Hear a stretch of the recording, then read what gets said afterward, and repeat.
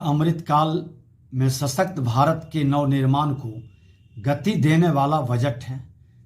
दुनिया ने भारतीय अर्थव्यवस्था को चमकता हुआ सितारा माना है। सशक्त भारत बनाने की दिशा में यह बजट मील का पत्थर साबित होगा।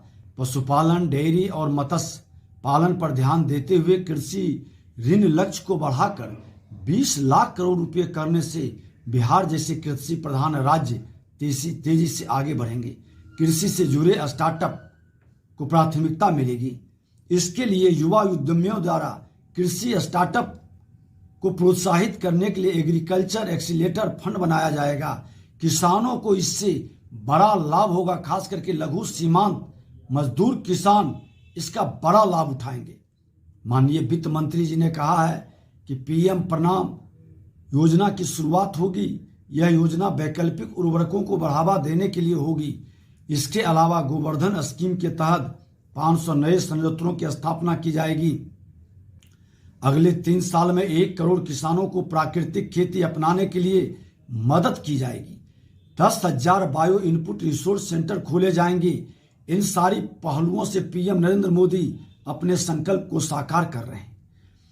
टैक्स में बड़ी छूट का ऐलान नरेंद्र मोदी सरकार की एक बड़ी पहल है, जिसका सर्वाधिक लाभ मध्यम वर्ग और वेतन भोगियों को मिलेगा। अब 7 लाख रुपए तक की सालाना कमाई पर कोई टैक्स नहीं देना होगा। अभी यह सीमा 5 लाख रुपए तक थी। व्यक्तिगत इनकम टैक्स की नई टैक्स 0 से 3 लाख रुपए तक 0%, 3 से 6 लाख रुपए तक 5%, 6 से 9 लाख रुपए तक 10% और 9 से 12 लाख रुपए तक 15%, 12 से 15 लाख रुपए तक 20% और 15 लाख से ऊपर 30% तक रखना एक साहसिक कदम है। इससे मध्यम वर्गीयों को डायरेक्ट हर महीने का लाभ और बेनिफिट शुरू हुआ। कस्टम ड्यूटी शेष सरचार्ज दर में बदलाव भी स्वागत योग्य है। खिलौनों पर टैक्स कम करना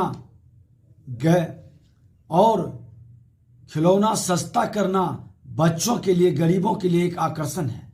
साइकिल को भी सस्ता किया जाना मजदूरों के लिए, कमजोर लोगों के लिए एक बड़ा लाभ है। लिथियम आयन बैटरी पर कस्टम ड्यूटी में राहत दी गई। इससे बैटरी चालित वाहन सस्ते होंगे।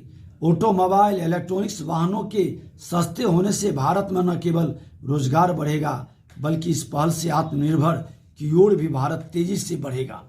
महिलाओं और वरिष्ठ नागरिकों के लिए बड़ा ऐलान किया है। महिला सम्मान बचत पत्र योजना शुरू होगी। इसमें महिलाओं को 2 लाख की बचत पर 7.5% का ब्याज मिलेगा।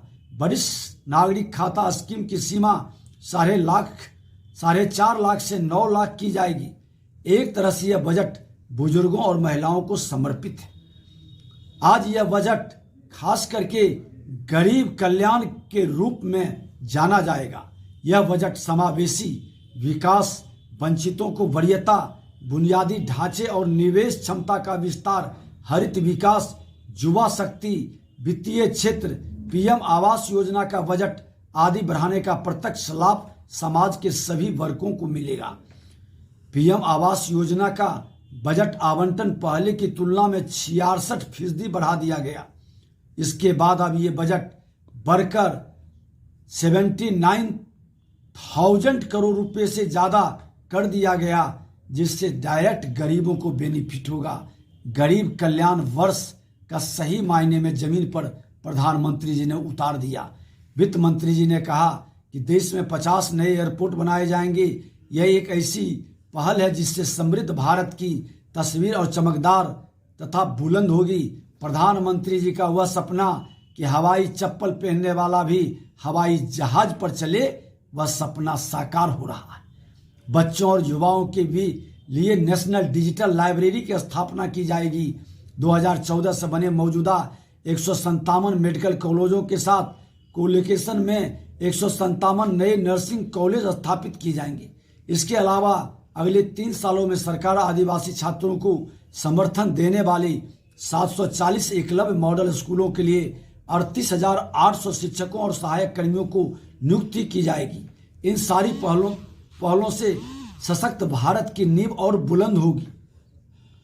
बजट भाषण में वित्त मंत्री जी ने ऐलान किया कि 50 पर्यटन स्थलों की पहचान की जाएगी।